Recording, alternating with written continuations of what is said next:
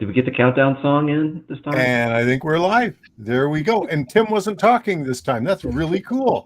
Tim, awesome. Well done, sir. So, It's the Tracy show. well, welcome everybody. I appreciate you joining us tonight, this afternoon, this morning, wherever you happen to be joining us from, whether you're watching us live or pre-recorded. We're really happy that you took the time out of your day to join us.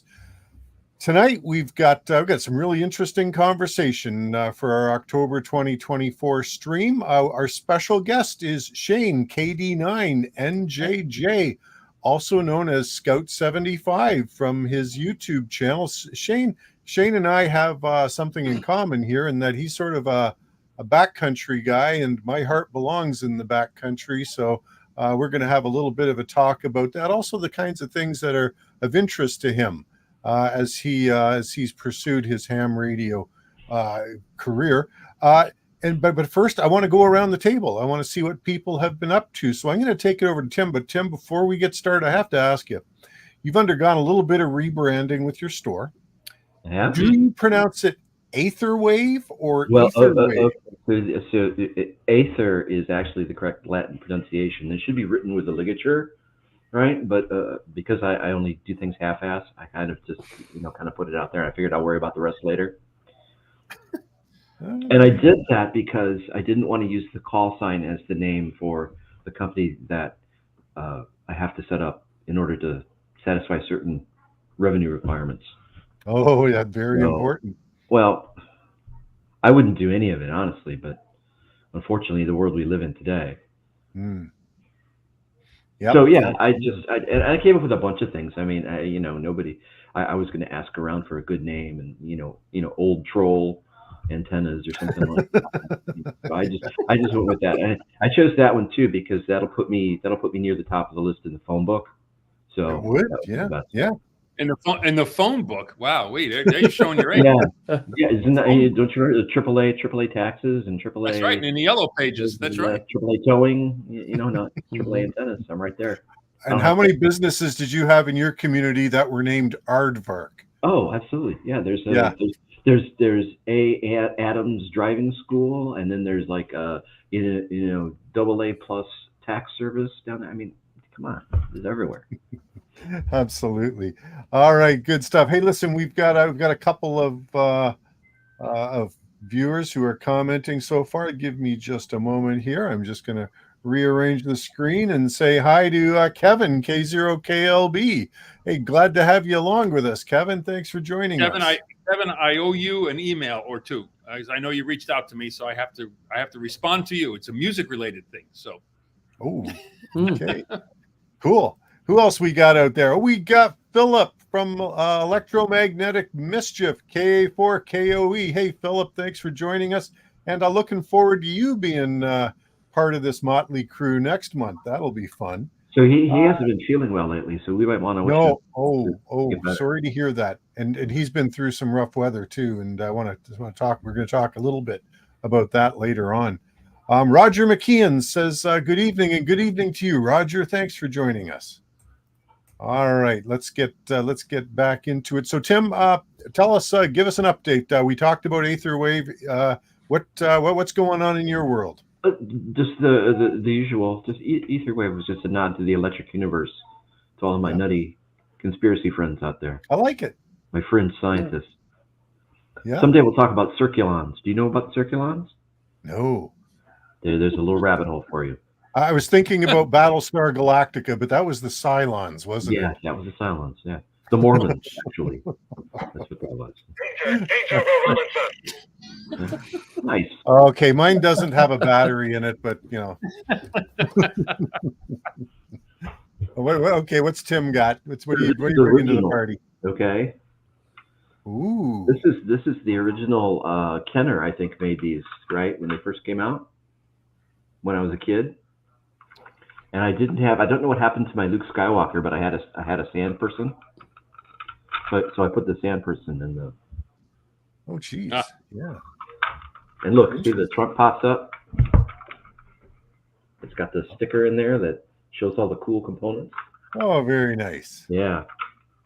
All right. So we seem to have our sci-fi stuff. Shane, what do you bring to the party? I didn't bring any sci-fi stuff with me. I didn't know. I feel left out. It's all good. That's the last time tonight you're going to feel left out. I promise you. Let's. Good. I'm just going to catch up on a couple of comments that have come in. We'll get right back to this. Oh my gosh, Philip, you got to take better care of yourself, my friend. Chicken soup with lots of pepper, but I hope you feel better soon, my friend. Okay, VE3 PCP is chopped liver. Oh no, say it ain't so, Rob. I liked your tweet. You're not chopped liver. Yeah, absolutely. All right. Okay, so and here's Kevin coming back. Loving your music channel, Chris. You have amazing talent. We really enjoy it. Thank you, sir. Thank you. Yeah. Okay, back over to Philip. Apply sympathy factor when applying criticism. Yes. Yeah, I had just the opposite idea in mind. I was going to take advantage of his illness to like really lay into him and not have him reply. I was telling him a story. Here's what I love about Philip, right? He's an engineer, so he's got that mentality, right? And I was telling him the story that I was having a conversation with a customer, and they usually start out with things like, "I'm a new ham," right? Okay, so I try to do this, and he was trying to put an antenna indoors. He has a veranda or something that he was trying to put an antenna up, whatever. And I was trying to walk him through this, and and I'm explaining to Phil like all of the things that you have to learn the hard way over time. But Phil's trying to tell me, oh no, if he's got try the radius of the square of pi into the corner. Phil, you're missing the point. Okay, well, the point is that do you remember the days when you didn't know anything and you were trying all kinds of stuff and you had to learn this thing the hard way? Yeah, but if he does this or that or whatever, it's like, yeah, okay. Right. You ask me for advice, then you argue with me.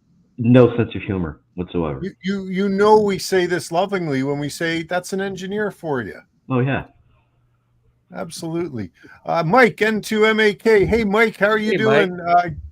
Got an update for you, but I'll be shooting you an email probably tomorrow with an update on timing for our collab, and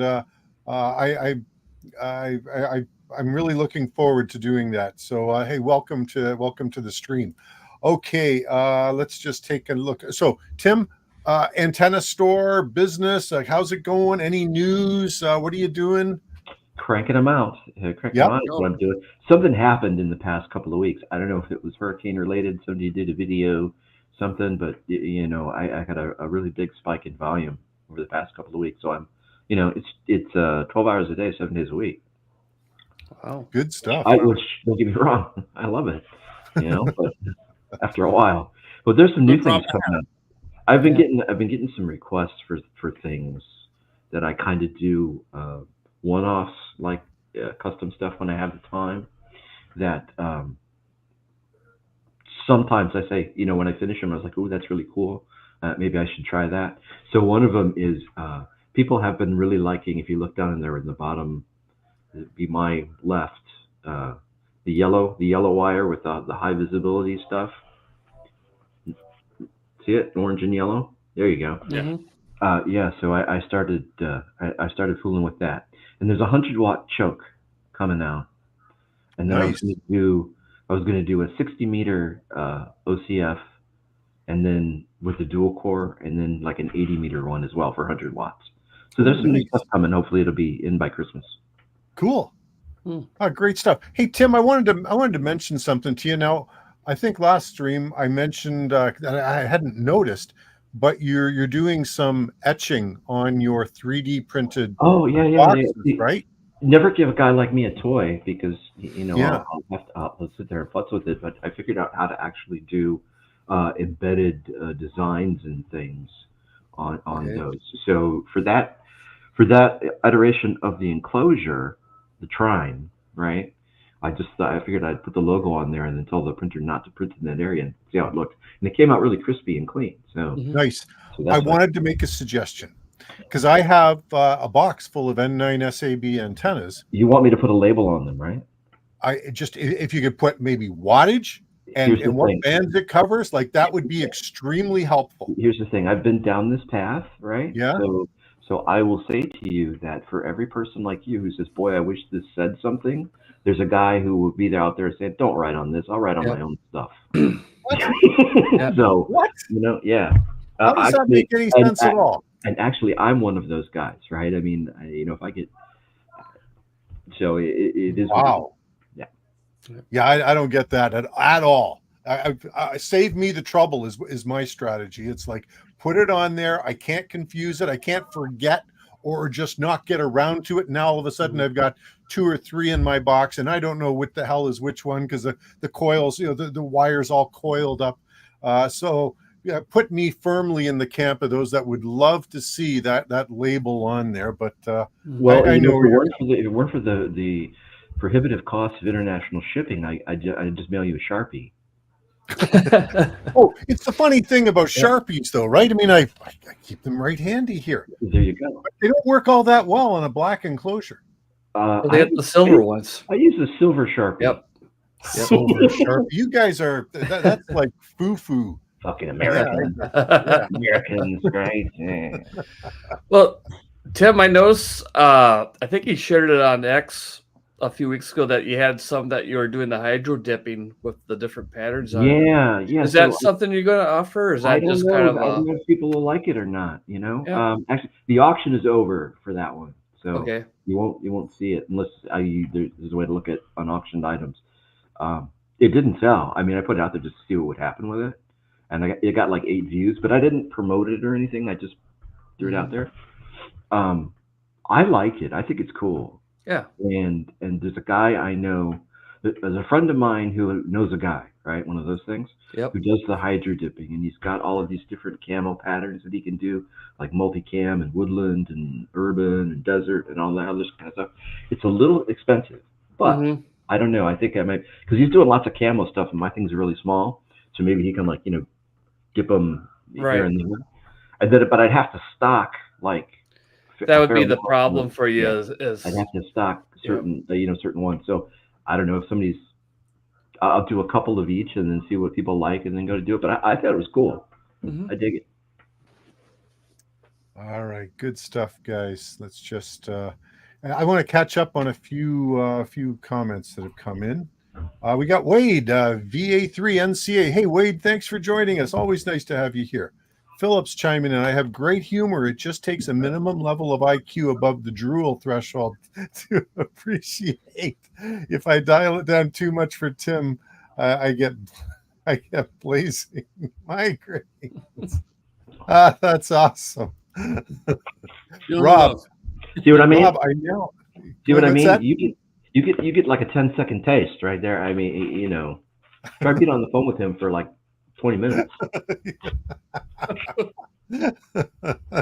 Rob, VE3PCP. He now has his CFARS credentials. Canadian Forces Associated Radio Service. Did I get that? I think I screwed up the A there, Rob. Can you clarify that for me? CFARS credentials. CIW, so Canadian Forces Affiliate Radio Service. There it is right there. Thank you. The Canadian version of Mars, I guess. And Rob, I know you were doing a special event last week. I was bound and determined to get on and make a contact with you. At the last minute, I found out my brother was closing his pool. So with that family urgent gathering on the way, I had to run over and help him. By the time I got back, it was 1 o'clock, and you messaged me to say that you were going to be on a certain 40-meter frequency. I looked, I called, I didn't hear anything. So next time for sure. What else we got? Just in time for Noble Skywave. That's a really cool event. I don't know if you guys are familiar with the Noble Skywave. I think Rob's got to be a future guest for us. He's got a lot of interesting stuff going on. Mike's N2MAK's weighing in on the silver Sharpies. Perfect for labeling ferrite torides with their mix. We got Philip again. The turtle choke prototype works great. Stephen, Whiskey 5 Victor. Good evening, everyone. Love the call sign, Stephen. That's really cool. All right, good stuff. Let's we're gonna slide the conversation now over to Chris and say, hey, Chris, what's going on? What's gone on in your world the past few weeks?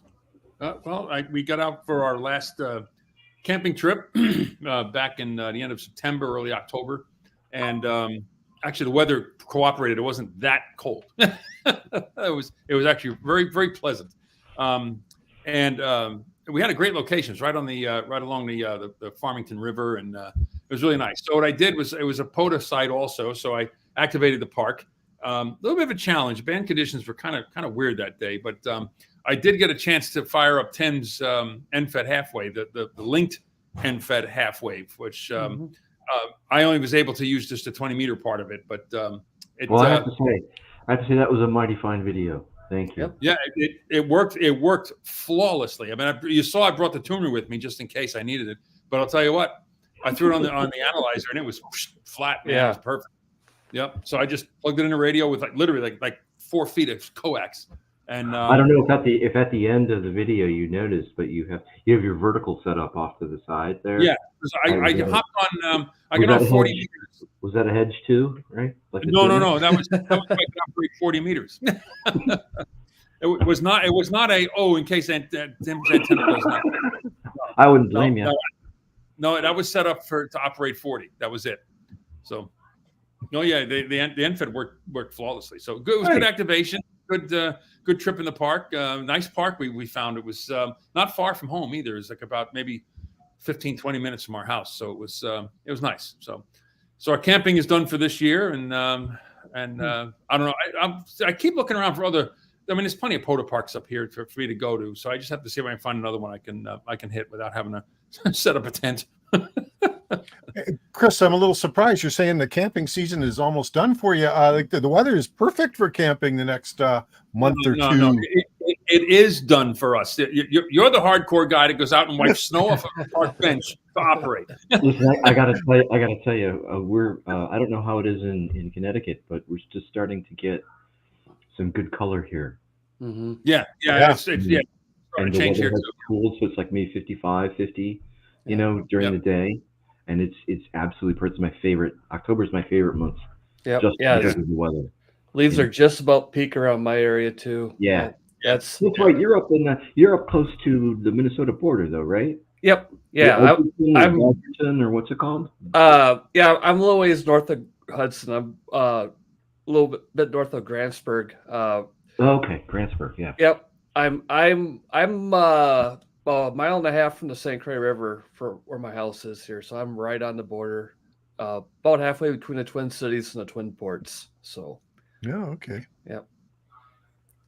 Nice. Good stuff. Okay. Chris, I liked the video was awesome. And if you're watching the stream, you have not yet subscribed to Chris's channel, please go over and do that. And if I'm not mistaken, I can see something like 5.4K subscribers there. Well done, Chris. Got through 5,400 a couple of weeks ago. Yeah. So nice. Yep. There. Good job. Keep it going. Keep it going for sure. I wanted to chat with you about something, an idea I had for your channel, but we can talk about that after the stream. Okay. You know what? Is your idea to just shut the channel down and give up on it? No, you're gaining momentum here. You got a great channel. Keep it up. Yeah, absolutely.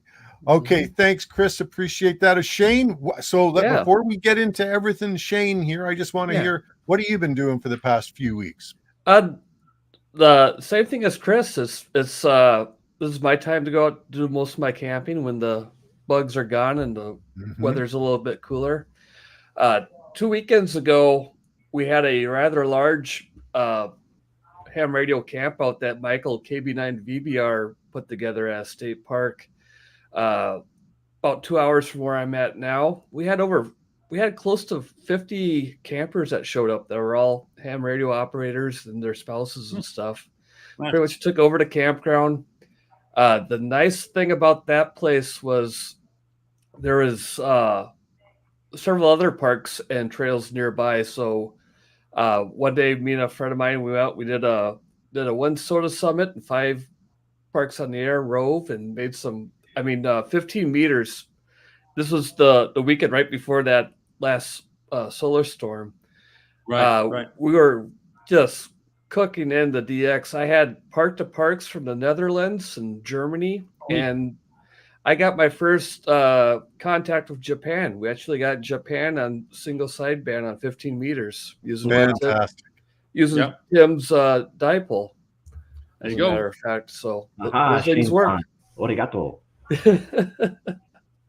It was that was my first. I and of course I didn't bring a camera with, but that would have been a great moment because it was me and my friend Jim with me, and we're doing a dual activation. We're going back and forth, and it was my turn with the mic, and I could hear a pile up, and I'm just concentrating on picking out two characters from the same voice, And I said, Juliet Hotel Station start of Juliet Hotel, and it didn't even click with me.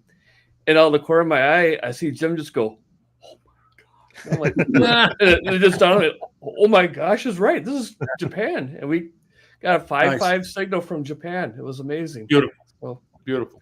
So that was a highlight. Oh, absolutely. Was that on 20?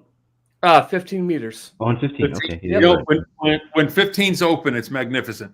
Oh yeah. There's Yes. nothing like 15. I mean, It's people my favorite go on and on band. about 10, but Yep. 15. I once made a contact with a Central African station. The country escapes me at the moment. It's going back to the 90s. And he was 0 on the S meter, but Mhm. there was no noise, and Noise, we had a right. Q5 copy. It was just, Yeah. it was fantastic. Yeah, There's something about 15. Yeah, it's so quiet. It's just a joy to work on. I love that band for sure. So can you tell us a little bit more about the camping event? What was the idea behind that? How did that all come together? Like, Well- in terms of what was the whole premise of the thing? Well, for the past few years, around mid-October, Michael and two of his friends would have like a one last ham radio camp out with themselves, and they always had a good time. And Michael has a pretty good following actually has a great following on YouTube for ham radio. And last year they had the idea of, well, let's open it up to the YouTube community and see who'd want to go out in October and spend the weekend camping in northern Wisconsin. And they did it, and about 30 of us showed up, and we all had a great time. We had a potluck dinner Saturday night, and just no real agenda, just everybody camp out at the state park and do parks on the air, and everybody just wandered around, checked out everybody's campsites, how they're camping, and of course their radio gear and everything, and it turned into an annual thing. And this year we had probably twice as many people show up, and I guess Nice. the plan is to do it at a different state park throughout Wisconsin. Sometimes in the northern part, sometimes in the southern part, because we had people from Minnesota and Illinois coming up and all over Wisconsin. It was just a fun time.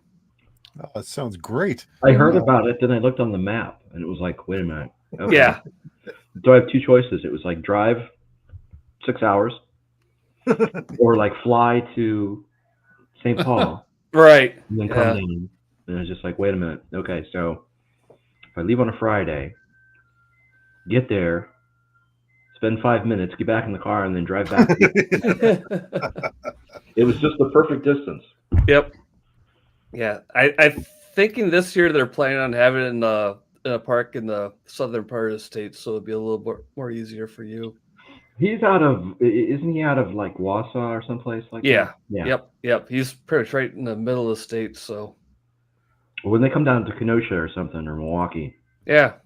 You do it at the Richard E. Bong recreational area up here. Oh, I've been there. I went there last summer.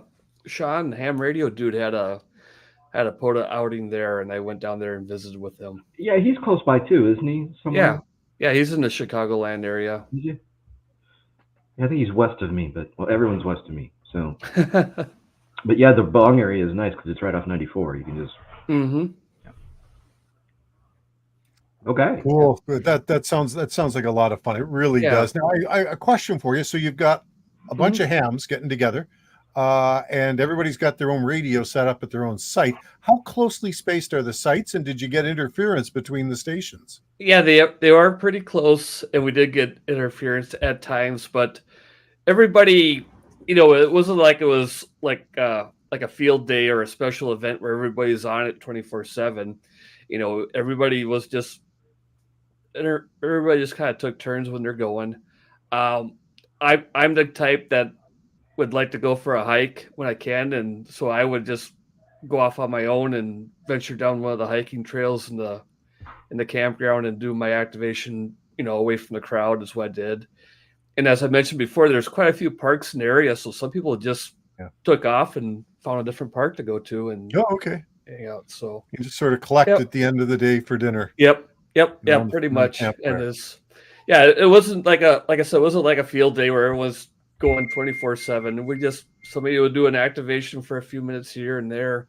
Mm-hmm. And that's the nice thing. If you're in the campground for the whole day, you're not in a rush to get your 10 contacts. You can get one or two here and then go about your camping activities and visit people making their contact here. And of course, everybody has a handheld, so you can just take out your 2-meter radio and make a contact or two just walking around. So now, does that count as park to park? Yep, absolutely. Absolutely it does. Better have your license if you're going to key that up, though. Yeah. Yep. I just want to throw it here. So anybody watching this, if you haven't subscribed to Shane's channel, please go over and do it now. It's the Scout 75 channel that I'm showing on the screen. You're up to 1.6K. Shane, you're growing. Yeah, surprisingly. It's not good. Surprisingly. There's a reason you're here.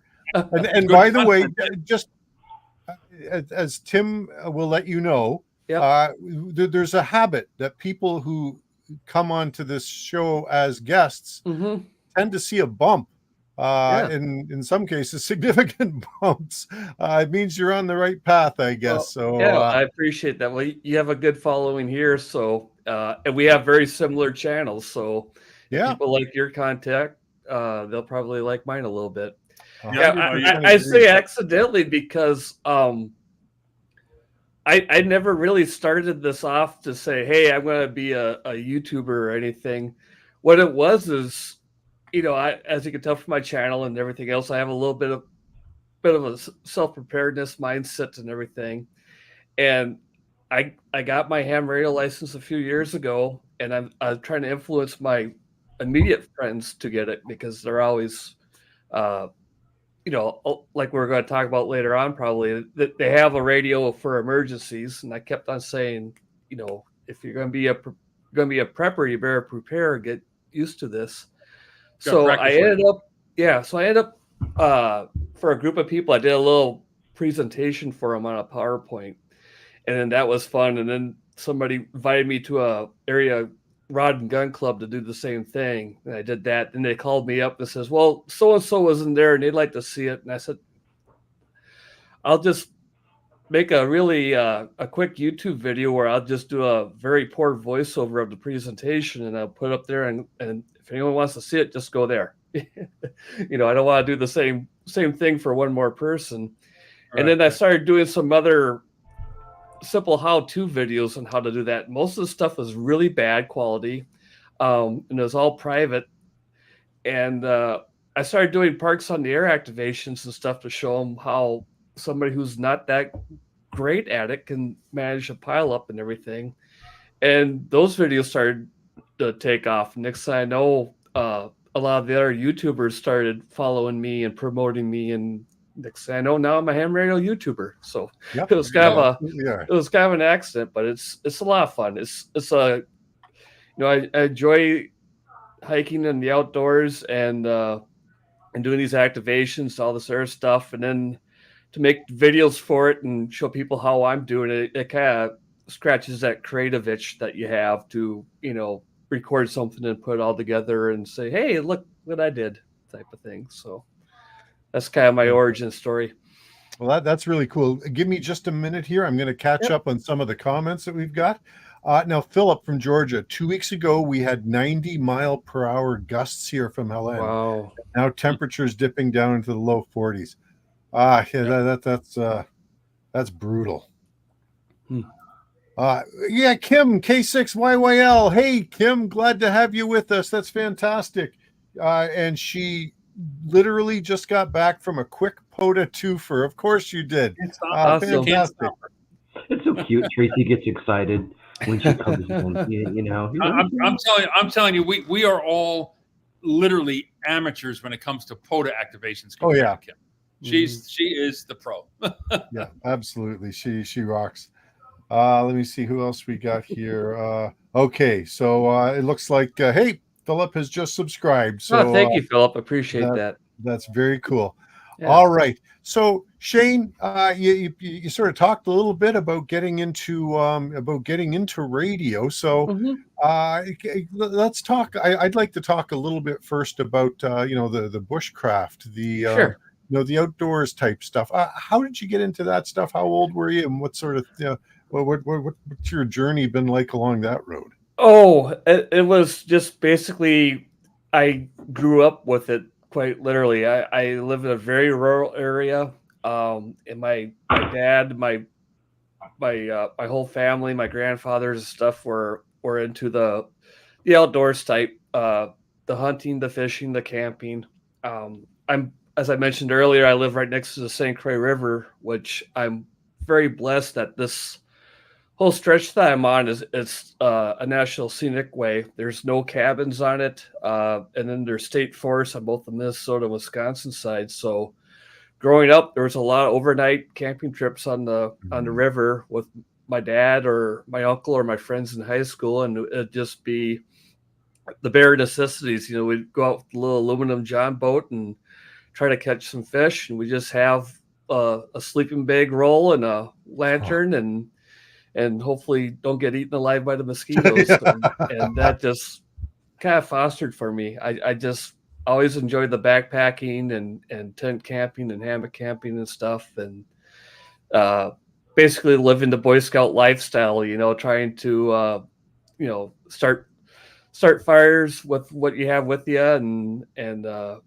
just enjoy nature, because I'm blessed to be in an area where there's a lot of nature to enjoy with the state forests and state parks and everything around me. So just an outdoors kind of guy. Oh, very cool. Okay, I got to ask you, as somebody who's kind of outdoors oriented myself, tent or hammock? I prefer a hammock nowadays.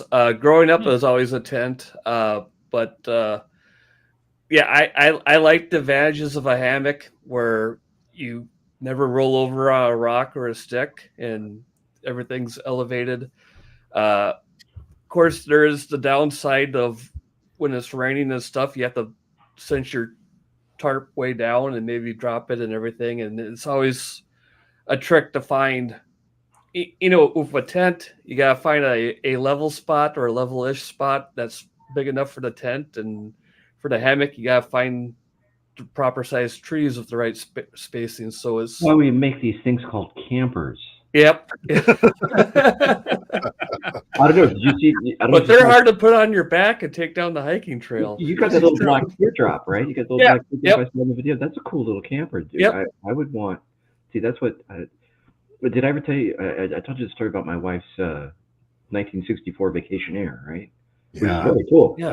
So it's super cool. But if it were me and I'm going to go buy something, I'd just buy a little teardrop like that. Just me and. Yeah.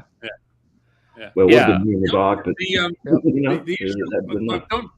don't you run into an issue with like some state parks? They kind of frown on you tying anything into their trees.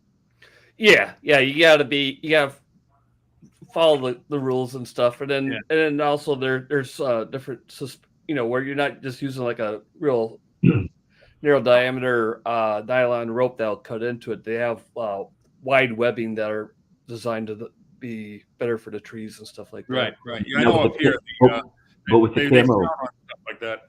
With the camo hydro dip, though, they'll never see it. Yep, that's true.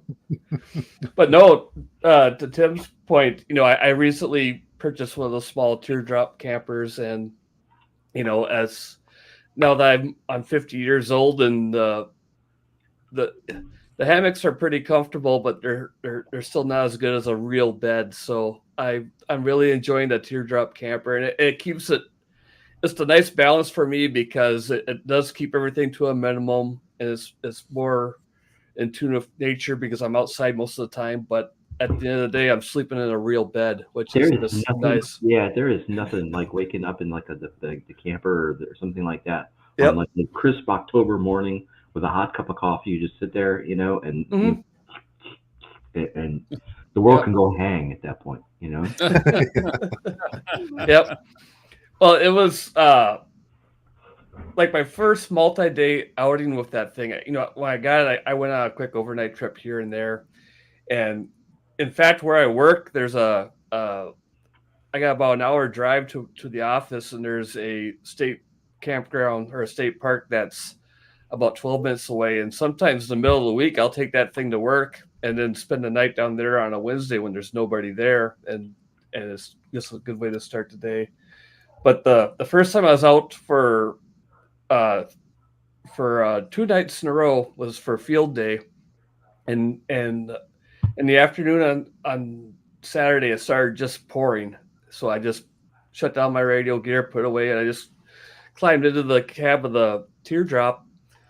I was just reading a book, and I just started laughing because I'm thinking, any other camping thing, I'd be in a tent or in a hammock with the tarp pulled down, and I'll be moving my clothes in away from the walls so they won't get wet or anything. And I'm like, I can put my hands right on the wall and I'm not going to get wet. All my gear is dry. This is awesome. It was just And the best part about it though is if you don't want to drive like like a Ford Super Duty F-350 or something Yep. like that, you can attach one of these. They're what, 800 pounds? yeah 600 pounds or yeah something yeah. like that? Some of them are And I a think, guy like me can actually like back it in. yeah It's not like yep yeah. And So if you get a bind back it in, you can easily just unhook it and move and it push around it. Yeah. yourself. Yeah Oh, yeah so awesome. yeah. They're great. So Shane, I'm taking a look at some of these teardrops. I mean, I watched your video and I'm looking at it and I'm thinking, and I got to tell you, so I've got a 5-man tent and I'm going out weekend after next for CQ Worldwide. Mm-hmm. And I'm going to be camping by myself because my friends, at the slightest mention of even a single raindrop, they're out. Yep. So it's on me to set everything up. I've got a 5-man tent. I've got a cot. I've got a table I put in there. It takes me anywhere from an hour to an hour and a half to get everything set up in there. Now you take a trailer like yours, you pull it into the campsite. How long does it take you to set it up? Depending on the campsite, most of the campsites you go to, they're pretty level. So it's just basically backing in or figure out where you want it. And then leveling it off takes just a couple minutes and I'm pretty much done. I don't have an awning or anything on mine yet, but I have one of those pop-up screen tents that Clam makes. So those take a few minutes tops, right? Yeah. So I can have my camp set up top to bottom and under 10 minutes, 5-10 minutes. I got everything up, camper squared away, pop-up tent up, chairs out, relaxing with a beer and enjoying the campsite. Oh, yeah, I'm getting very envious here. That. Yep. I'm getting very envious here. I see Tracy maybe changing his tactics. So did you see the third photo across the top there? Does yours is that what happens? It pops up at the back? You get the hatchback? Yep. Or is it a door in the side? Because I see some of these have a door in the side. Yeah, I have there's a door on each side into the cabin area, which is basically a queen size bed and some cabinets to keep my clothes in. Then on the back, there's a hatch that opens up like that, just like a hatchback on a car. And that would be the galley area where there'll be, I have my cooler in there, a pull-out drawer for the Coleman stove and some shelves and stuff for whatever you want to put in there. Yeah. Yeah, you're grilling in like 45 minutes. Mm-hmm. That's pretty nice. I gotta say, I was at Killbear Provincial Park a few years ago, again late October, and doing a POTA activation, and a rainy weekend, and I'm driving through the campgrounds to get to my site, and I kid you not. First of all, the place was jammed, amazingly late October, lots of people there, and I would conservatively estimate that 97% of the campers had trailers or RVs, and there was the odd dummy with a tent. Well, of course, I was tent camping. No. It's just old school, dude. It's okay. Yep. You know, they all got those trailers because of their wives. Okay, but they're driving down the trail and they're like, man, that's what I should do. You know, so my wife does not come camping with me, and if we had a trailer, if she did, you'd have a trailer. If she did, thered be no question about it. None whatsoever. Very cool. But what is it now? You're getting a little fuzzy on us there, Tim. Lay off the alcohol or use your finger to bring yourself back in. It's the camera you recommended, bro. No. I did that. That's one of those cheap Chinese ones that you bought. I know you. Oh man. So what is one of those teardrop trailers cost, Shane? It they range quite a bit from brand to brand, and what you get put into them. So it's really hard to put a number on it. I think you're looking at about $5,000 for something you're going to be really happy with. Oh yeah, and end up quite a bit up from that. And I had the opportunity to be at the Airstream dealer a week ago. And they've got a new one coming out. It's I forget what it's called, but it's a little one, right? It's not like little like a teardrop, but it's a small Airstream. I forget what the sticker price was on that silly thing, but it was just like no. But that, all right, go back, Shane. Go back. There you go. That's cool. Yep. That is very cool. And that literally looks like the site we just had on our last trip. It was the same. The road curved just like it looks exactly. I thought you were at our site. You know what? You know what makes it? You know what the chef's kiss on that whole thing is? The floor mat. Oh yeah. Yep. A lot of people will get the big throw rugs that you can get and everything, and asshole. Yeah. I just need something simple, so I just got a floor mat. What's that? Is that your satellite dish? There. Yeah, he's doing 10 gigahertz with that. Yeah. Is that your Starlink or whatever you got there? No, that's actually it's called a discata. It's basically a disc from a disc plow that's been turned into a grill. Oh, sweet. Yep.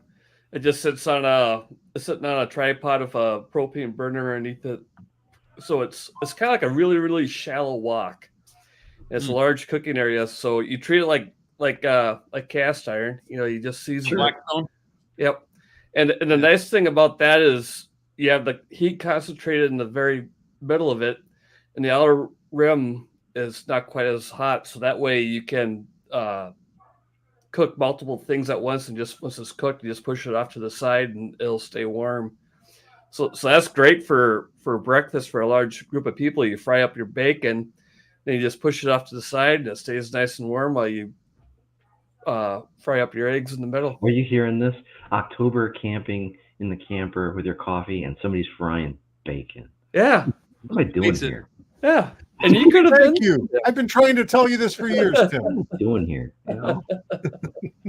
That is our go-to every morning. We go camping. We come out of the tent. They got the coffee going and light up the little single burner, tabletop cooker. Bacon goes on first. Perfect. Yeah. Shane, here's a comment from Kevin K0KLB. Nice teardrops. I'd need one big enough for the dog to sleep inside too. Now, Kevin, we don't know what kind of dog, but what would you say, Shane? I think if I remember, Kevin has a German Shepherd. You could probably fit in there. It's a queen size bed in there, Kevin. So if you and your dog can sleep on a queen size bed, you can definitely bring her with. Here's an interesting idea from Philip. I wonder how much one of those surplus Signal Corps drop-in shelters would cost. Oh, yeah. In the back bed of some pickups. Oh, I like that idea. Yeah, well, those would be kind of neat. Because then you got your Radio Shack right there. Already set All up. right, good stuff. Hey, let's we've done the trailer thing. Thanks for walking me through it, because I've got a fascination with that stuff. But so let's talk a little bit about gear, Shane. Sure. So tell us about, what did you start with? What did you evolve into, and what was that like? I started off like many these days. My first radio was a Baofeng, and $20 at the time off of Amazon. That's a very simple way to get into it. And then he found this antenna. Yeah. Well, does it work with a Baofeng? Yeah. Well, it's funny. Like I said, I came into it from the preparedness minded stuff because I do a lot of camping and backpacking, hiking. I spent a lot of time like on the Superior Hiking Trail, which gets pretty remote and not good cell service. And I knew that there's a lot of repeaters and stuff on that trail, and there's some repeaters around my area. So I thought, okay, I'm been interested in ham radio since I was a little kid. Just never had that catalyst. Now I'm older and I got the time. Let's do this. So I looked into it and I thought, all right, I'm going to get a tech license. That's all I need. I don't really care about this HF stuff. I mean, it sounds cool, but it's nothing I'm going to do. So I started studying for my tech, and now I'm in my mid 40s. I'm doing homework again, basically. And I looked into it, and it was like the amount of effort to go from tech to general is not that much. And since I'm trying to remember all this electronic stuff and codes and everything, let's just get it over with, and I'll get the general license just in case I ever get the itch to do HF. I won't have to repeat this. So I went and I got my general right up. No, I went to got the tech and general the same day with no real intention of ever doing HF. It was just in case I ever want to later. And at the time, I was looking at going on a trip for work out to California to visit a customer in the Los Angeles area. And my counterpart on the customer side and the other engineer that's worked with me on the project, we were all into backpacking and stuff. And that came up. And the guy at our customer site says, hey, I got an idea. I'll arrange you guys to come out here for our meeting on a Friday. He goes, book your flights to come in, or book your flights to leave on a Sunday. And over the weekend, I'll take you guys out, do a little backpacking. We're like, fine, we can bring a backpack and a hammock with. And he's going to take us out onto Mount Baldy. So I never heard of Mount Baldy, but I guess it was a pretty cool thing. So I started watching YouTube videos on Mount Baldy. And during that, I came across the Summits on the Air activation that was done on Mount Baldy. And then that just blew my mind. So then I just started binge watching Summits on the Air videos, and I'm being the engineer I am. I'm taking down notes on gear and stuff like that. And the next thing I know, I bought a little Zagu 5105 and a random wire antenna, and now I'm going to do HF. Yeah. So I went about it kind of the foolish way because I got a little excited. But yeah, I started off doing HF, doing Summits on the Air and Parks on the Air, QRP at the very bottom of the solar cycle. So it was kind of a silly experiment, but it was fun. No way, come on. That's where you really learn. Yes, absolutely. Absolutely. I wouldn't do it. If I could go back and do it over again, I would. I had the frustration was so much fun. And like you said, you learn so much really quick. Mm-hmm. And then from there, I went and said, okay, I need to have a little more power with me. And I got the Yaesu 891. So that's become my primary Parks on the Air portable stuff is the 891. It's, as you know, the main downside of that radio is when you turn it down a little bit, it's a power hog. But that's my only complaint. It's simple to use. It has a great receive and everything, so I use that a lot. And then over the years, I picked up a few other radios, but that's the one I use the most is the 891. Very cool. So summits. Mhm. Now, the summits that you do, I've seen like guys like Charlie that we've had on our Yeah. show before. He goes out in the desert, and there's not a lot on top of those hills to No. hang a wire off of. Right. How about you? Are there trees and things that you can hang a wire yeah. off of when Yeah. you're doing summits? Yeah, I joke here, and you know, I'll do the summits in Wisconsin, and I've been in the Upper Peninsula of Michigan and Minnesota, and my joke is that summits on the air here is really just parks on the air at a slight incline. It's, you know, they're not too many backbreaking hikes, and there's not a lot of great views, but there's a lot of trees on the top of them, so setting up an antenna is not a hard thing to Wait a do. minute, where the hell is Mount Baldy now? Check this out. So we're talking about Mount Baldy, and here's Kim. She was out She there was there. today, for heaven's sake. Awesome. I spent a lot of time in LA, and I don't remember where the heck Mount Baldy is. I've heard of it. Isn't it up toward Santa Clarita? Is that, or am I thinking the right place? Let's see. I think there's some ham repeaters up there too. I think Mount Baldy. Well, there must be if it's a Yeah. summit near a population center. Hey, just going back, I'm just going to digress a bit here because Kim had a comment a little bit earlier on referring to a conversation we were having about camping, and here it is. Vitamin C equals coffee, and vitamin B equals bacon. There you go. Yep. Now, Philip, even though he's under the weather, he's still in a feisty mood. He comes back with vitamin A equals aspirin if over 50. That's right. That's true. And Kim, by the way, says her QSL card has Mount Baldy in the picture. Huh. Okay, I found it. Rob, VE3PCP. My friend Eva, HB9FPM, and her husband Andy, HB9JOE, have been traveling to Cyprus and the UAE and did SOTA in both places. Oh, wow. That's fun. exotic, right? Yeah. Okay. Who do we got here? Sorry, Steve. So it's north and west of San Bernardino. I see. Father Mac McDonald has joined us. Hey, thanks for joining us. Oh. Look at that. North and west of San Bernardino. Hang on, now I got to look. Yeah, so the 10 comes in, right? 10 and 15, like that. 15 will take you to Vegas. 10 is coming up from El Paso. Right. And San Bernardino is kind of the area where they meet. It's that mountain range off to the side there. So if you're going to go like Rancho Cucamonga and straight north. It's funny. I'm sure many of you can relate and our viewers, but now that I've gotten into parks on the air and summits on the air, whenever I travel, that's one of the first things I do. Like if I travel for work, I'm like, okay, where's the airport? Where's my hotel? Where's my customer? Is there any parks or summits nearby? I can try to sneak in one of those as well. Or if I zoom in, there you go. So there you are. So San Bernardino is going to be down here. Yeah.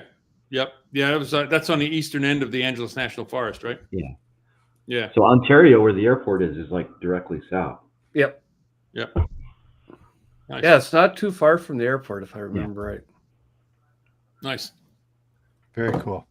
Yep. All right, good stuff. When was this? This wasn't in the summer, was it? Oh, this was a couple of years ago. When I was going to go, I think it was in the summer. I can't remember. It's not something I'd want to do in like July. Yeah. Yeah. Shane, sorry, I just wanted to raise something before we forget. Can you tell us a little bit about 40 climbs? Oh, yeah, 46 climbs. 46, thank you. Yep. I can't. I discovered that through another YouTuber that did hiking. What 46 climbs is a charity event to raise funds and mostly awareness for suicide prevention. It has a really interesting backstory. Basically, it started out east. I believe it's in the White Mountains, where they have 46 10,000 foot summits. If you go there and go through the about, you get the whole story. But to sum it up, there were some hiking friends. Tragically, they lost one of them to suicide. And in September, there's Suicide Awareness Week, and they decided that they're going to try to summit all 46 of those 10,000 foot summits during that week to raise funds for the American Foundation of Suicide Prevention and that person's memory, which I thought was a wonderful thing. Well, they didn't quite do that, but they did raise money, and they decided to make it an annual thing amongst themselves. And then that kind of grown through the hiking community. And now thousands of people, I think, participate in this event. I've been doing this since 2019, I believe, was the first year I started doing that. So I do that every year. And on my YouTube videos and stuff, I'll have a fundraiser page for this if anybody's interested. It'd be greatly appreciated. But for me, more important than the funds is just the awareness, to get that in everybody's mind. There's always, just keep in mind that there's people out there that struggle at times and go through challenges, and just keep an eye on your loved ones, your neighbors, your coworkers and stuff, and just let them know that you're supporting them is kind of the message I like to put out. So, but yeah, thank you, Tracy, for bringing that up. It's a cause that's very near to me because there's a few people that aren't around anymore that should be, that were very important in my life because of this. So it's kind of my way to, help out with that type of thing. So That's fantastic. Good. Yeah, fantastic, Shane. Mm-hmm. That's amazing. All right, so guys, one of the there were a couple of other comments, a couple of other topics we sort of wanted to get into. And Chris, I think you had one you were going to raise that we were going to chat about a little bit here. Do you recall what that was? Yeah. Actually, it's it kind of dovetails on what Shane's channel is about. And Shane had in one of his, I don't know if it was your last one or certainly one of your most recent videos, you did a talking head kind of thing, but it was I thought it was spot on when it was talking about using radio for emergency communications, right? And we all know that Florida just got hit really, really hard, and of course the Carolinas got really, really hammered. And Shane's point was, which I think is like I said, spot on, is you got into the hobby with a Baofeng. And so there's a lot of preppers that have Baofengs. There was a lot of people that own Baofengs because, I was told to get one. And then when this emergency happens and cell phones, cell towers are down, power's down, everything's down, and yet they want to try to communicate, they grab this radio they got, and they don't know the difference between CB, walkie-talkies, ham radio. They don't know the difference or any of that stuff. They just grab a radio, get on it, push some buttons, and they make a contact. And if it's an emergency situation like that, hey, you know what? Who cares if they have a license or not? It doesn't matter, right? They've got to make an emergency communication, emergency contact. If anything, if we embrace them that way and help them, then what we've done is we've actually kind of led them into the hobby, so to speak. So the whole prepping thing, and I think what happened in the Carolinas especially, it's probably got us all thinking about that. I think most of us that do outdoor radio stuff, it's kind of in the back of our mind, like, hey, if I really had to fire up a radio to get in touch with somebody, I could do it, right? Mm-hmm. So one of the other channels I follow is Farport Farms down in, he's in the Carolinas, Eric. And I forget where he lived, but he basically sold, he was a mechanic. He sold his business and everything else, uprooted, moved to the Carolinas. He's trying to live off grid. And his channel, he does a lot of CB radio stuff, a lot of gear review. I mean, like tons of gear review. He'll get unboxing, he'll check out a radio, that kind of stuff. There's a lot of that. But of course, recently he's managed to get a couple of videos up of how he is surviving basically off grid. They've got no power. He didn't nothing flooded out in his home or anything. He got a little bit of water in one of his barns, but that was it. So looks pretty good. Really, without power though, didn't he? Yeah, he's doing all right. Yeah, he the hair built and makeup himself. department are doing okay. That's for sure. That's true. He built himself about a year or so ago. He built himself a solar array, a bunch of panels that he wired together, and he hooked them up, and so he could start running the place. He's again trying to get off grid. He admitted that like right around this time around, he's only about a third of the way off grid, so he still had to use his stuff. But what he has is a number of those power stations you can get, like Yeti makes them, Blue Eddy makes, Jamboree, all those kinds of things, and you can you can charge those off solar panels, and then some of them are pretty significant. They got inverters in them, and you can run refrigerators off them. You can run lots of things off them. So here at my home, I've got a good old fashioned Generac gas powered portable generator in the back, and I hooked up the twist lock connector outside, and I put in the transfer switch in the house, and so I'm able to run about a third of my home off the generator if we lost power, right? But what Eric did, and this is what really fascinated me with this, is he has a small Honda generator, but he uses those to charge up his Blue Eddies and his Yetis and whatever, Jackeries, whatever else he has. Mm-hmm. He says because the solar panels don't charge them quite quick enough after they're depleted. So, but it got me thinking. I was like, wow, a couple of those. Now I'm already wired up with the generator, so I'd run it anyway. But I could, if I wanted to run anything else, I could just charge up one of my battery units and run off of that, and just run off the generator. But in Eric's case, his generator runs maybe an hour a day. So think of all the fuel saving by doing this. So I thought that was he really learned something out of that. So that makes a lot of sense, because you think you have your sorry to interrupt, but if you have the generator going and you have it just running the refrigerator and a couple of lights, not very efficient. Right. It's not very efficient. So if you're burning that propane or the gasoline or diesel, wherever you're doing, charge a few batteries while you're doing it, and during that runtime, you have more electricity that can use elsewhere. Exactly. Yeah, that makes a lot of sense. And honestly, depending how bad the situation is, you may not be able to get more gas. So whatever you've got, once you're out of fuel, you're done, right? So it's kind of like if you can not have to run the generator all the time, even better. So that's that one that I thought was really fascinating. I learned a lot out of that. And luckily for me, I got a 1800 watt Blue Eddy on Amazon Prime Day last week for like 55% off. Just dumb luck. I happened to look, and there it was, and I grabbed it. Okay, so that's that battery part, which I think even as for you go camping, you use these things. Field day, you're going to use these things. So there is an interesting use for them. Okay, but then Eric did a video of what he learned about radio communications during basically a grid down situation. And what he's got in his shack, he's got CB. He's very big into CB. He's got shortwave, a couple of really nice shortwave receivers.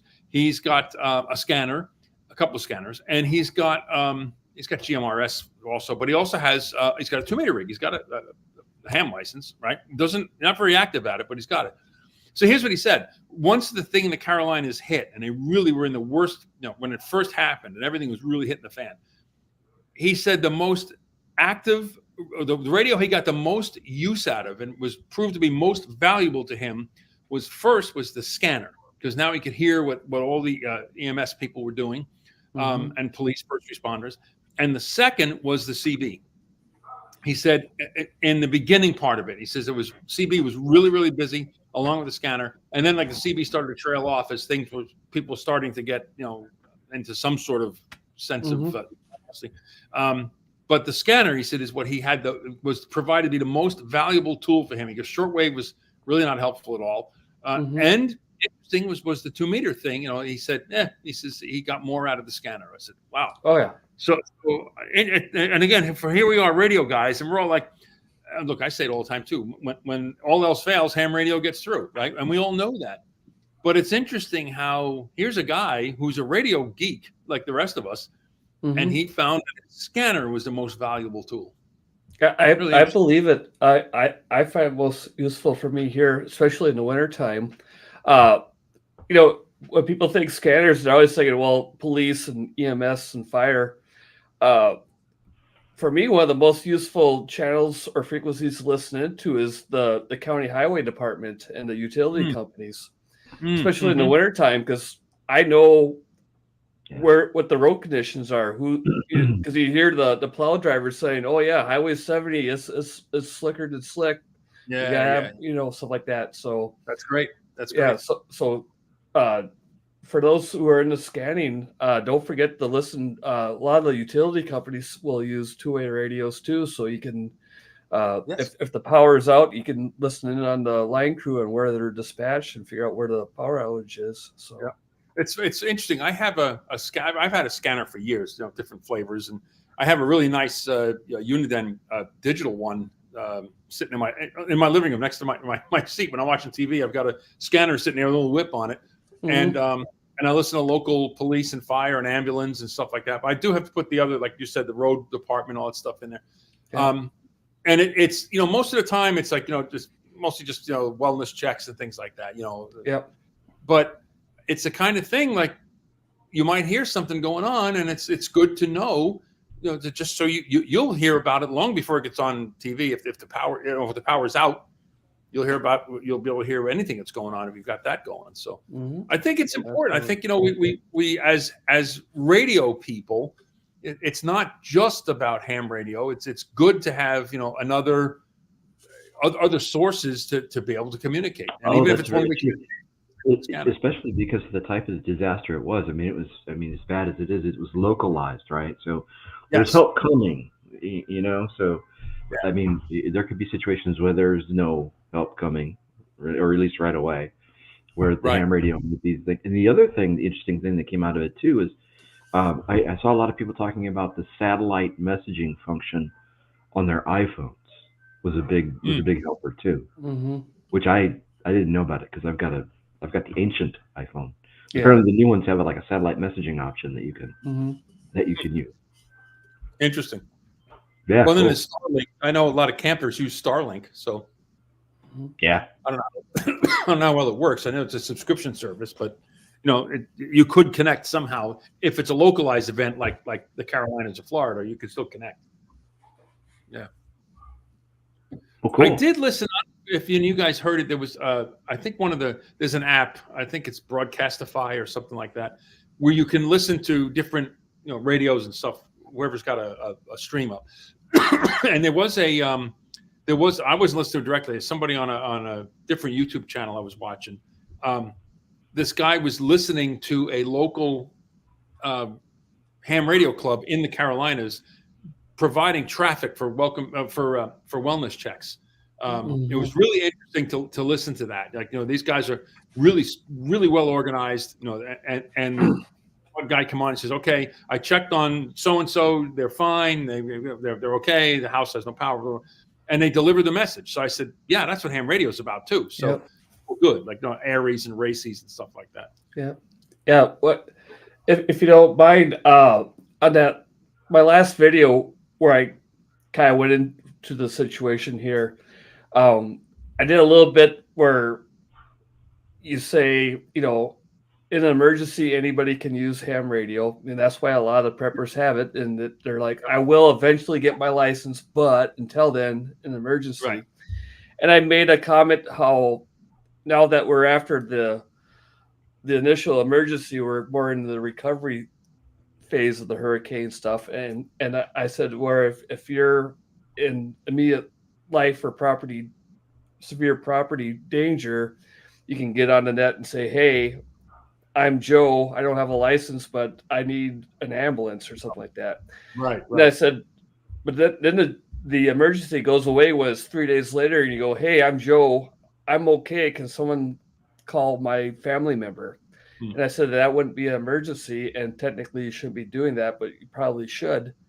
And somebody made a great comment that, yes, that is an emergency, but a welfare check should still be under that because if Joe's okay and can't get word out to his Aunt Susan's going to worry, call the sheriff's department to ask for a welfare check, tie up the resources, send a deputy out when that deputy could be doing something else instead of checking in on Joe when Joe could have relayed the message to Aunt Susan that he's okay. You know what I mean? So when you look at all the different tangencies to it, as far as what defines an emergency and what doesn't define an emergency, the grayness just gets grayer and grayer for me. So that's why I'm more and more into the thing of, yes, we're breaking the rules, but this is a unique situation and we need to take care of each other. And that was Yeah, kind yeah, of the point of my video. We talked earlier about some of the conversations that were going back and forth, and that there seems to be some confusion as to what's allowed or what's not allowed. Mm-hmm. Me personally, and Shane has a very moderate position, certainly not extreme in any way, whereas my position might be a little different. Mm-hmm. And the issue, at least the conversations from I saw going on Twitter, was the fact that ham radio operators have a bad reputation of being snitches. Mm-hmm. They just do. And it was somebody trying to get on the radio, and I'm going to call the FCC on you, and it's just like perhaps some of that's deserved. I don't know. Yeah. Certainly, I wouldn't. Somebody doing a welfare check, or somebody sitting in an ambulance or a helicopter, or anything like that, or even just, hey, let somebody know I'm okay or whatever. Okay. Yeah, exactly. I mean, the emergency. It comes down to how you define the emergency, right? Mm-hmm. My personal emergency, or now we've got this, whole geographic locale that's in an emergency, and that emergency could last and has lasted for weeks. Yeah, absolutely. And it's interesting. That video, a quick look here. It has over 300 comments on it. A lot of it was me replying back saying thank you or engaging them one way. Sometimes I was a little bit of a jerk to somebody that was a jerk to me. But it was surprising how many people chimed in to say, I don't care if it's an emergency or not. If that person doesn't have a license, I'm not, too bad, so sad. They should have prepared and got their license. And it's like, what? Yeah, I'm not cool with that. No. Yeah, me neither. Yeah. If anybody has a time to kill, some of those, a lot of the comments were very positive, and some were really, really out there on some ways. Yeah, so. yeah. And if they have a really strong stomach, go check out the Twitter thread from S2 Underground. Oh yeah. That was big fun there for a day or two. Shane, if I can just put this in, 397 thumbs up. That's a well-liked video. That's right. We got the herd has spoken. Yes, and right. I am amazed by this because it was just a one-shot thing, no script. I didn't do any editing at all. I didn't even bother making a thumbnail for it. I just shot it and put it up, and I thought I'd get my normal couple hundred views. And within 24 hours, it has more views than my top viewed video, period. Yeah, which should tell us something that there's a genuine interest in this sort of topic in having emergency patients, right? There's a genuine but only in like the past 10 or 15 years, when the prepping community, as it existed before. I mean, back in the 90s, we had survivalists. Right now people are preppers, and there's a subset. There's a prepping subset for ham radio, and they never had something like this to play with, so to speak. Right. You know what I mean? So here's just for the record, and just for the record, Shane was booked on the show before this video went viral. That's right. So now here's the thought, and I'd be curious to see what everyone's take is on it, even in the chat on this one. When I was active in the radio club down in Pennsylvania, when we were down there, one of the guys had mentioned that Home Depot, the local Home Depot, was offering like a home prepping class. Like things you need to have in your home in case of a grid down kind of thing. Of course, he's talking about generators. He was talking about flashlights, batteries, all that stuff, right? All those sorts of things, right? Mm-hmm. But one of the guys in the club had said that he noticed it was really well attended. There were a lot of people there. So my thing is, I think this is a golden opportunity for ham radio clubs to connect with potential new members. Yep. Look, you talk to the Home Depot manager and say, look, we don't want to talk at this thing, but can we just set up a little table with some brochures? Because there's a good chance some of those folks have a Baofeng radio. And it's like, hey, why don't you join the club? We can talk radio. We can teach you more about radio, just so you're not like trying to learn it on the fly in an emergency. And look, we're getting your license. Well, that kind of thing. Or that radio club actually did take one step. They provide, and if you take a technician grade exam through that club and you pass, they give you an HT. Oh, that's great. Yeah. So that would, again, I just think there's an untapped you're market, right. so to speak, in radio. You're right, and they will get members like that, but you will always have that 20%, that 25% that point out that the instant that you get a ham radio license, you are for all intents and purposes doxxed, Yeah. And they'll never do it. Yep. But you'll never convert everybody, but you can get some. To Chris's point, if there's a natural disaster in my area and I'm running a net and somebody goes, hey, this is Mike, I don't have a license yet, but I say no problem. This is an emergency. Stick with us, Mike. We'll get you through, and invite him and others to check into the net, and then say to them, hey, you guys who don't have a license, if you want help getting a license, reach out to us. We'll work you through, because we're letting you in the net and stuff during this emergency, but afterwards we want you to still be with us. We want to have your back. We want you to. It's an opportunity for ham radio operators and clubs and things just to be cool, right? Right, exactly. Instead of taking the approach where a lot of people are like, this is a ham radio only net. You don't have a license, go away. That's if there's just a little inkling of somebody that says, I bought this radio just for emergencies, I'm never going to get a license. But if there's just a little inkling in them that, well, maybe I will, you just slammed the door on them. That thought's gone. You just lost somebody, and you scarred somebody, and now it's the wrong approach. And some things are bad enough, whether you don't have the right radio or you're not using the right antenna. Oh yeah, we can help you with that. By the way, anybody who wants the right antenna. Yeah, well, exactly. We could show you what you need. Yeah. But you get that. So there's a lot of gatekeeping, I guess, is the term people use for that. And it's pretty bad even for ham radio operators. Somebody who wants to get in and learn and get the license and all that stuff. It's hard for people to connect. Yeah, it is, right. and sometimes a lot of the clubs are the worst enemies. I mean, there was a club that I try to participate in, and you get the gatekeeping right in the club when you show up, and it's just. I remember. I won't say names of the club, but I remember I showed up to like about 5 or 6 of their meetings, and one time a young man came in, mid-20s, early 20s. He had a tech manual, a notebook, which impressed me because he's going to be taking notes, and he had a Baofeng radio.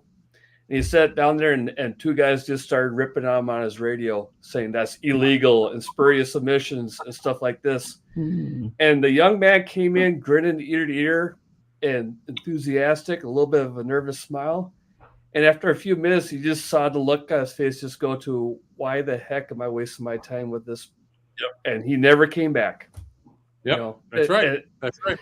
And the irony is that those are the same guys that say, ham radio's dying, we can't get new people. Yeah, exactly. Yeah, yep. Well, that's just it. It's like we got to get more people in the hobby. Okay, you got people that are I got this radio. Okay. Yeah. We got to get more people in the hobby, but they got to be just like me and do the same thing I've been doing for the last 30 years. That doesn't work. Exactly. It's a huge, hard hobby. It's and that's the approach you got to be is somebody comes in and they're like, I'm just getting into this for the prepping side of things. And I can say, well, that's not me, but Tim over there, he's your man. Or I want to learn FT8 or CW. You just can't shut them out. You got to point them to the right person, Right. Well, that particular, if we're going to call it gatekeeping, I guess, has been a theme. I think for probably the past, year or so. I know Walt did a video on gatekeeping. I know that there's a couple other channels out there that kind of have a gatekeeping thread. going continuously through it, and this kind of thing can throw some light on that. Yeah. Because I'll be honest, when I hear it, when I hear that kind of thing, it's just kind of, okay, Yeah. Boomer's gonna boom, right? So, no offense, Chris, but but it's just I didn't pay attention to it. But this is actually something that really affecting people. So so good. Yeah, I know. It's reading a lot of those comments where I've had similar things in there where people had a bad experience and they turned their back, and I'm like, as you pointed out, Tim, we can be our worst enemy. Ham radio is killing ham radio. We can do something about it, even as small, simple things. So it's really changed my viewpoint of the hobby, and I'm going to be reaching out more and try to bridge that gap and say, and that's going to be more of a focus of my videos too, is to be more of a ambassador and not a gatekeeper to those on the fringe of our hobby. Is what can I do to get you to cross over? And if not, I'm still going to be there if you need me, type of thing. Right. And a fine ambassador too. Yeah. So I think this whole thing with the two hurricanes back to back really, we as hams can certainly use it as a wake up call to make sure that we actually have all our ducks in a row with our gear and everything, and maybe for our own preservation of our own homes and families. And then also it's like there's this untapped opportunity, and we should not be like we should not turn into sad hams. Like, oh, you don't have a license, too bad. That I don't think that's the approach. Mm-hmm. Farther Max comment. In my comments, somebody went on this big rant saying that who is one of those people that says I won't help non-ham even in an emergency because we have to self-police ourselves. This hobby is dignified. We have everything's good. We got to keep it the way it is. And I just reply simply 7.200. You're not there you go. Enough. Exactly right. Go there. Exactly right. Yep. CB on 40 meters. Yeah. On that, let's actually catch up on some of the comments we've had. There've been some good ones. First thing I want to touch base is we were talking about 46 climbs, and Kim chimed in with our son's best friend just committed suicide last May at 27. It broke our hearts so much. Awful. Absolutely. Sorry to hear that, Kim. We got Vince, VE6LK. I had a POTA contact with Vince, who was cruising through my neighborhood several weeks ago. That was fantastic. Vince, man. He looks like a serious dude, doesn't he? Yeah. Oh, he's serious, let me tell you. He is certainly serious. Philip, none of our local AM/FM stations were reliable sources of post-hurricane situation here. Wow. And he says of the few that were up. Right, because some of them were, they don't. Yeah. They were just playing Justin Bieber. Now he's talking about Starlink backpack node, $50 a month. That's kind of pricey, but I guess it doesn't matter if you need it. That's the cheap Starlink then. Yeah. The unit is what, $299, and then you buy, and the service is like what, $100 a month or something like that. This is interesting. So Rob, VE3PCP, something that is becoming popular is an online streaming service called Broadcastify. Yes, many clubs are now streaming their repeaters so anyone can listen to them. I have a Broadcastify story. Rob has the audio from his HF remote station being streamed as well, but of course you can't tune the receiver, so you may not always know what you are hearing. You don't hear my Broadcastify story? Vince, VE6LK, that any person can use any radio in case of life or property danger is a uniquely USA FCC perspective. It is not the same all over. You know what? So it seems to me, and I listening to you guys talk, fascinating conversation, but I think to myself, if I'm not qualified to use a radio and it's an emergency and I needed to use a radio, I'm going to deal with the consequences after the fact. Absolutely.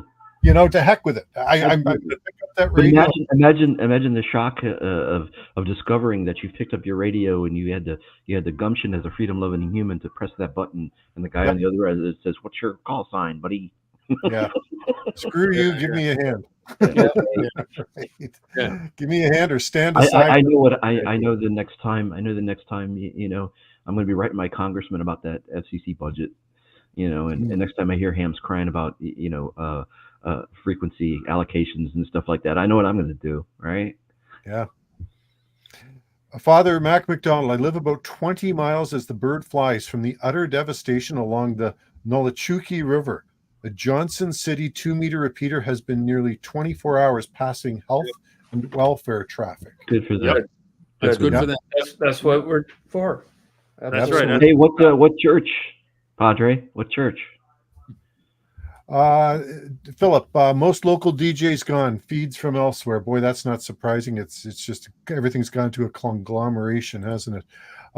Mount Mitchell 145.19 passed along tons of traffic and other info. Post Helen. Let me see here. So we're talking about 7,200. Father Mac McDonald, the 7,200 crowd, while entertaining at times, just annoys the folks like me trying to just have a simple QSO.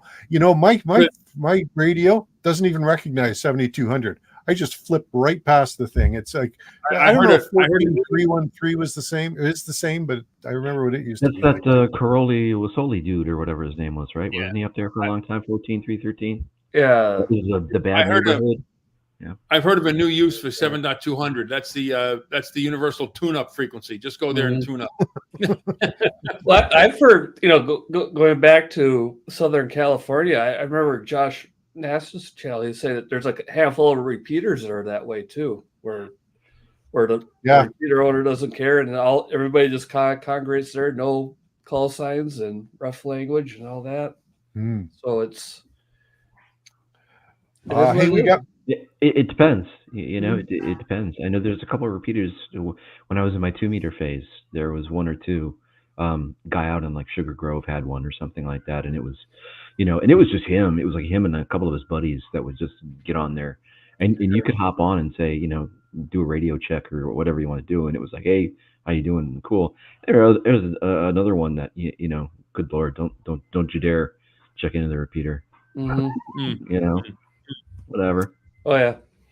Brian Spilsbury, good evening, everyone. From Brian VE3GUE, thanks for joining us, Brian. Hey, I like this. I really like this next comment.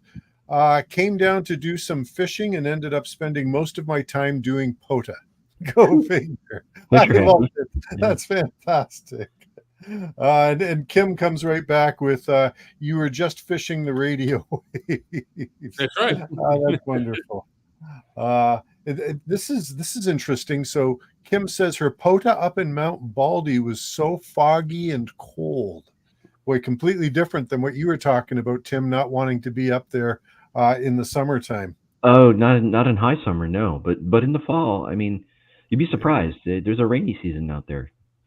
Kim says, I know of that repeater. It is the wild, wild west, but better there than on other repeaters. And there you go. I think that's a great point. Yeah, maybe 7,200 has a purpose. It just filters all that stuff in one spot. You don't have to deal with it unless you want to listen in on it. So no, fantastic. Hey guys, there's something I want to share.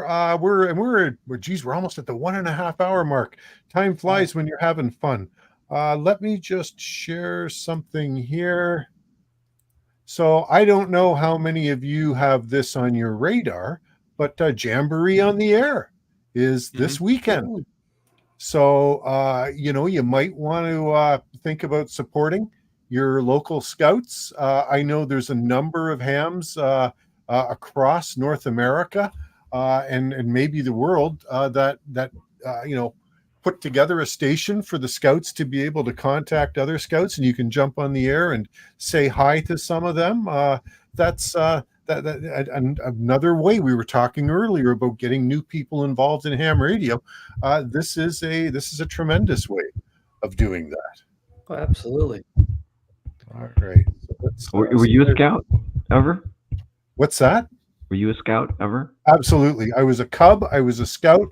Here in Canada, they had something called Venturers, and I was unbelievably fortunate. Where Shane kind of grew up in a rural area, I grew up in the suburbs. but I was part of a very active scout and subsequently a venturer group where the leaders would take us on backpacking trips and canoe trips. And And that's where my love of the outdoors came from. Yeah, that spawned your love of the outdoors there. Yeah, absolutely. I owe those men a world of thanks for because you got to think about it. You're going to take a bunch of snot-nosed kids up into the woods to rough it. You got a full-time job you're holding down during the week, and then the weekend you're given up to take these kids up north. Holy cow! What a tremendous amount of customers or community service that was. I think they're the only people left in the world who use the word Jamboree. Yeah, probably, right? Yeah. Let me see here. Philip, local UHF ham repeater on power company tower was the only useful source of info. Interesting. Carrie Weitzman, hi all from W8KFW. Hey, Carol, thanks for joining us. Really appreciate it. And Philip saying he did a lot of Jota when Jordan was little. Yeah, I bet you did. You know, that's interesting. I don't think, and I'm a member of a local club here. I don't know if my guys or my club is doing anything. And it used to pop into my mind around this time every year. I wonder if anybody could use a hand setting up a station. But well, I know what you're doing this weekend. Yeah, well, I'm not connected though, right? And you have to make these arrangements in advance. You have to say, okay, where are we going to do it? How are we going to do it? And these days with kids, it's not like it used to be. Well, didn't right? you have to be so careful. Didn't you take the scouting oath? A long time. Always a scout, right? Isn't that a lifetime commitment? I don't know. I've forgotten, to be honest. You could be right about that. Here we go. Keep an eye on Camp Manatac in Ohio. Okay. Why? What's happening there? Maybe they're having a Jota. Sounds awesome. Why? Why would you do that? Hey, oh yeah, Wade. Thanks for this, Wade. Yep. VA3NCA support your parks weekend. Oh, that's this weekend. Yep. We've got Chris Radio and Life. Hello, hello, and thanks for joining us, Chris. And Carl is just confirming. Yeah, it's a Jota event. All right, fantastic. So do I have to start doing hashtag Jota now too? I don't know. For a few days, maybe. I can't keep them. So you know what? A contentious issue of the day. Ooh, so I'm tuning around the bands a few weeks back, and somebody is calling in, and what was it? A special event station, calling in and appending his call sign with QRP. So cool. I always like to listen to these guys, and he's got a pretty good signal. And he comes back and he proudly proclaims to the guy that, oh yeah, I'm running QRP. I've got a Zygu at 20 watts. Is he QRP, guys, or isn't he? Here it comes. Shane, go on. You get first crack at this one. Do it. I think the rule is 10 watts or less for a single. You don't have a license. Turn that off. That's right. Turn that power level. But I'm running 20 watts with 15 watts of loss. Does that count? Yeah.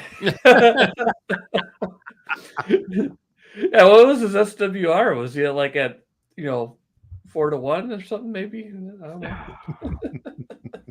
That's a good point. Cliff from QRP. Okay, so when I started, right, I started my thing, and I got into the QRP because it's where the elegance is, right? It's where you do the most with less and everything. One of the first people I started watching was that Cliff from QRP school or whatever. And I know he got on and it was like one of the first videos I saw, and it was like, QRP is 5 watts, not 6, not 10. If you're not running less than 5 watts or less, it's not QRP. Okay, oh boy, here we go, right? and just at that moment, I had that American rebellion urge to just, but it's like, okay, I'll keep an open mind about the whole thing.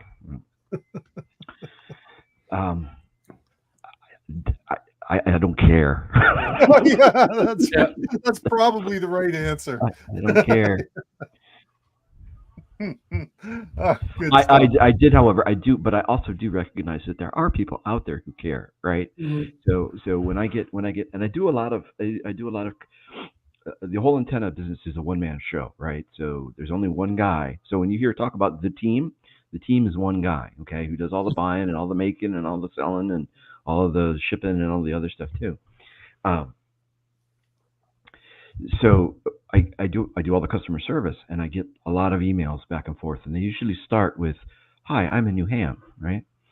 And some of the listings and things that I had up there were listed as QRP, right? Because QRP people are going to go look for QRP equipment, and I had it that way for years and years, and then the 705 came out, and the Zygu and all the the 10 watt 20 watt radios, started making a comeback. So I changed all the listings, and I stopped calling it QRP. I just call them low power now, right? So we're just saying low power, even though to a purist, low power would be less than 100 watts, right? So, but there are people who care about that kind of thing. Me, I personally, I don't care. Yeah. Okay. But someone cares enough to choose someone out on the radio about it, huh? No. So you got no pushback. I'm sitting there thinking. Yeah, but you made a face. Oh, I absolutely did. No, I for sure I did, right? Because my knee-jerk reaction is, yeah, pal, that's not QRP. QRP. Now the question really becomes, do you correct him? Because you're almost doing him a disservice if you don't at least address it. Because he sounds excited, sounds like a new ham. You don't want to kill the enthusiasm, but at the same time, do you let somebody walk around saying the sky is red when it's blue? Don't you want to maybe have the conversation and say, you know what, it's actually blue? And if you get some pushback from that, that's cool. You walk away. But at least you've tried to educate somebody on an aspect of the hobby they may not be familiar with. That's my take. Certainly valid. All right. It all depends on no. There's two other plants to hear from here. Hold on. Yeah. It all depends on the situation. I probably would just ignore it, but I don't know. I know, like if I'm doing parks on the air and I get a pile up going, and if I get somebody gives me a dupe, I just take down their call sign and signal report and move on, right? And delete it later, because I've done it before where you're in the flow and you're going and you get the call sign and you say, "Up, you're a dupe," and they go, "Oh wait, we'll win," and then you start going through everything. Okay. Now I will admit, when I've been on the radio, and some people will call this cheating, okay, but I'll be running the low power QRP station, okay, and you get into a pile up, like somebody's got one of those highly valued parks or whatever, and they call CQ. So the way to do it, right, is you wait a couple of beats, right, and then throw your call sign out there, and then you wait a beat and then say QRP, because he's likely to pick up the QRP station. That's right. I do it all the time. I busted pile up after pile up doing that. And well, I feel you guys bad. saw me work in that last video. My last video I did, I worked the guy in the Netherlands. You saw that I added QRP in there, and he recognized QRP. So, right. Yeah, they'll pick those up. They'll pick out park to park, and they'll pick out QRP. Yeah, and there are some guys who will get very upset about you appending QRP onto your call. That's not part of your call. You shouldn't be doing it.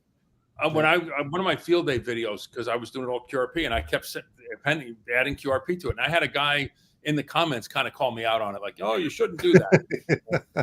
That's never happened to me. That's never happened to me.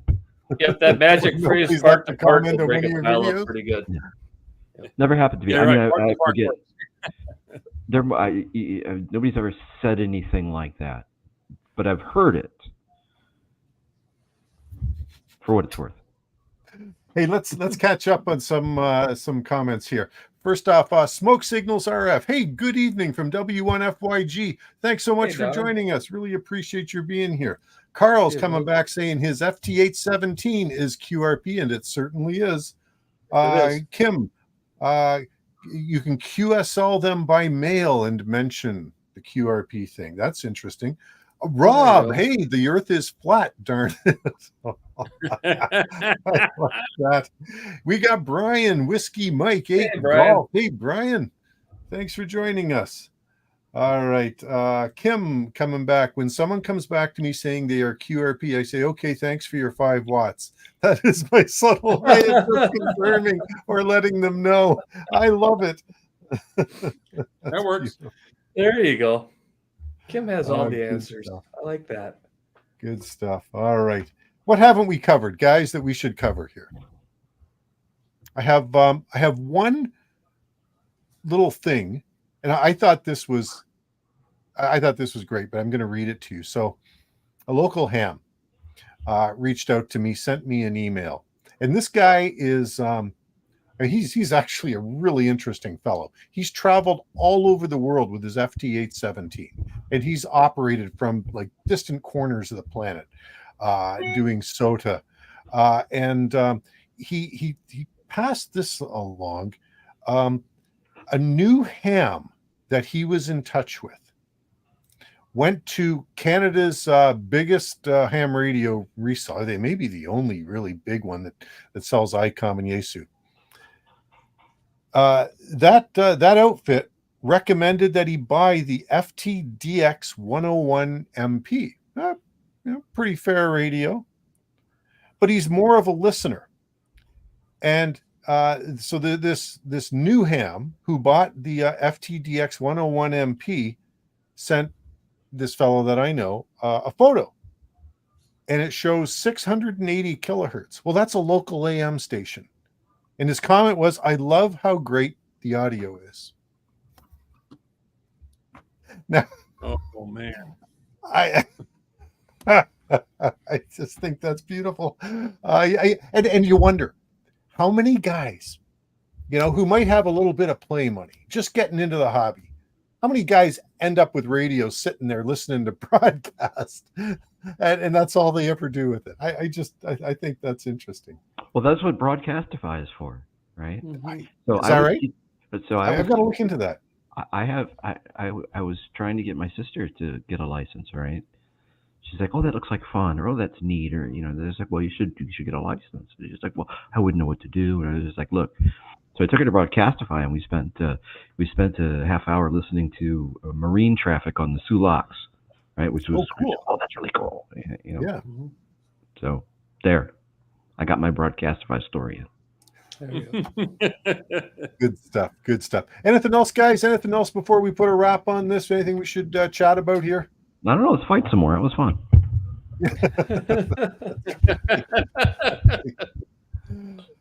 All right. Well, I think we're coming to the end of it, and this has been a great little discussion. Thanks to everybody in the chat who's followed along. Hey, Tim, final thoughts before we wrap this thing up. Who started 5 watts as QRP? Well, that was me. Where's that written down? No. So, okay. Who started it? So both the ARRL and the RSGP. Okay. Define it. So you're saying my Yaesu 818 is like QRO radio then? It's 6 watts. It depends upon how you use it, Shane. Well, it's if 6 you watts. Use it as a CW rig, it's QRO. Well, it's 6 watts. CW is 5 watts. Single sideband is 10. Yeah, but it's a 6 watt radio. Yeah. So if 10 and under, single sideband, you're fine. CW, 6, you're over. It's already too complicated. I was happier with just the 5 watts.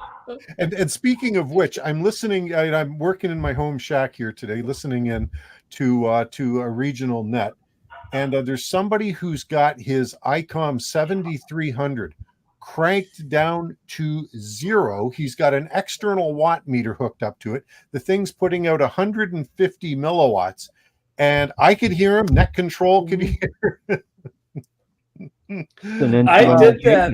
I like it. The very first time I took my ICOM 705 out,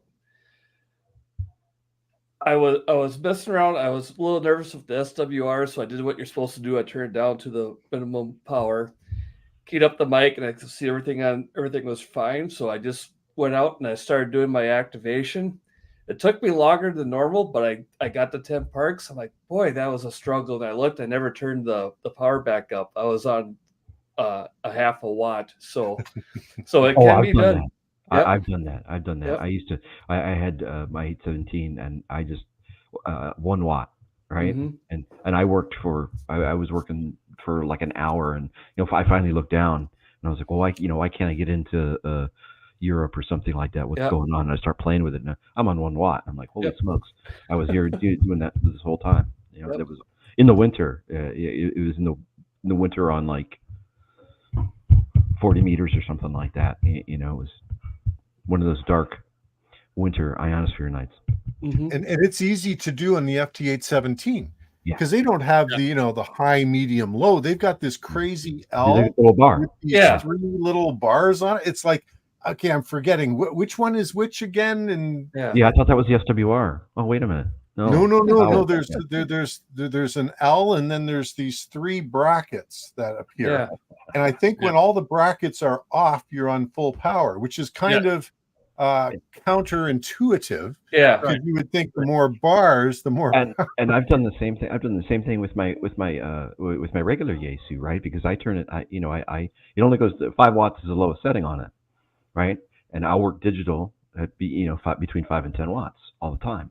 And then I'll turn it off. I'll forget about it or do whatever, and then I'll go and I'll hop onto the CQ Worldwide or something like that, right? And I'll forget that I'm on 5 watts, 10 watts all the time. But since I started using Tim's antennas, I don't have to be that careful when I'm setting up because the SWR is always right where it should be. Yep. You can go down to like half a milliwatt too. Yep. Work Antarctica, South Africa.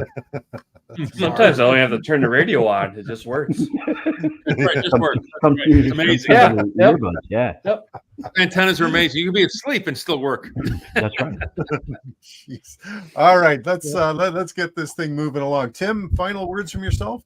I'm happy. I think Wade's got the right idea though. Yeah, what's Wade saying? NCA. QRP rig is 10 watts? Sure. Yeah. Okay. Okay, and let's catch up a couple here. Kim, so many rigs are not universal. So if you jump from HT brands, you can forget and have to go back to the owner's manual. Yeah. All the time. There's that guy on eBay who sells these cards, right? Those laminated cards. Mm-hmm. And I know the one for my Yaesu is like this big, double-sided, right? The 817 is like, So I bought the little one because I always have to go back, and it'll be 3-4 months between operations. And I was like, how do I use this damn thing again? And so I have to go through. But then the little ones don't tell you anything. This is the power button, right? This is the VFO. Nice. I knew that. What I really need to know is, how do I go in and switch from my filter from CW to SSB or something like that? Or, am I really if I push the A and the B buttons together, isn't that how I change the power or something like that? That's the stuff that I forget. Yeah. Hey, Mike, N2MAK, I can testify that Tim's antennas work just fine with 1 watt or less. Absolutely. Right. Absolutely. Yep. Good stuff. Yep. Okay. Chris, last words before we break up this party? No, I think we're good. It was fun having Shane on here with us tonight. And all good. He's doing some fine work, isn't he? Yeah, he is. He's doing some fine work. He is. Yep. So make sure you sub his channel. And hey, we got CQ Worldwide in a couple of weeks too. So and Joda. And Jamboree in the air. Joda tomorrow. And New York QSO party. Yep, New York QSO party. Yep. Yeah, okay. Yeah, a lot of things are coming up. So let's make sure we're active. Turn the radio on. Make sure it's still it's working. ham season again. Somebody's asking me when the 160 contest is, the StuMac. Isn't it in the deep of winter, like either December or January? The Stuart Jones top hat bander or something. Yeah, that's an Australian one. I don't know. Yeah, I think so. Okay, good stuff. Shane, hey, last words from yourself. Appreciate your being here, but any final thoughts as we close this out? Oh, no, just thank you guys for having me on. This has been an absolute blast. I look forward to the stream every month. Thanks, everybody in the chat, for being so polite to me. It was a great time. I had an absolute blast. Thanks, Kevin. You were a great guest. Hang around after we close this. We'll have a little debrief chat, Shane. That's All when right. That's when Tracy yells at me. It's always fun. Yeah. Oh yeah, no, that we got to get into How a little did you bit there. say? I can't believe you said that. You're gonna get me. So, Father Mac McDonald, please, or thank you very much for raising the question. The third Thursday, typically of every month. Once in a while, we have to mix it up. Now, guys, Thanksgiving next month, the American Thanksgiving. I had mine this past week. There's only one, bro. Yeah. But No, it's late. How many there's Thanksgivings other- you got? I got one. You Americans, geez, you think you own the place. All right, But- so but the next month, Thanksgiving's late, so third Thursday's fine.